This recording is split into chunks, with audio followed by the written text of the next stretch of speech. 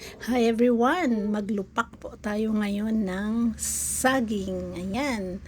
Papakita ko po sa inyo kung paano po kami gumawa dito sa probinsya ng tinatawag nilang nilupak na saging. Ilaga lang po yung green na saging, yung siyempre hindi pa hinog.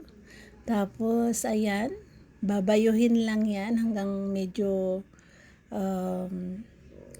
umano na, yung parang na-mash na siya.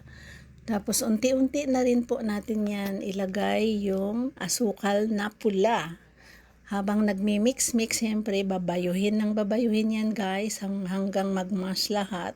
At saka nag-mix po lahat pati yung asukal.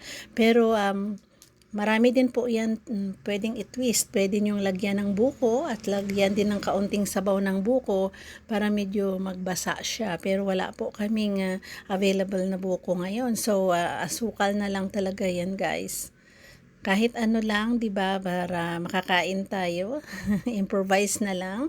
So, I'm sure marami po ang mga may gusto nito, lalo na mga OFW. Na-miss nyo ba kumain ng nilupak na saging? So, ewan ko kung meron din yan sa inyo. Sa amin kasi guys, yan lang lagi yung mga merienda namin. Tsaka kung mga cassava, 'di ba? So, mas healthy, walang chemical. Ayan, mix together na lang yan guys. Saka babayuhin ulit. So, depende po kung ilang salang yung inyong gagawin. So, ayan na, ready to eat na. Sino yung may gusto? Halina kayo, kain na tayo ng nilupak na saging. Ayan, talaga naman, napakasarap yan guys, healthy pa. So, thank you for watching. Have a good day and bye!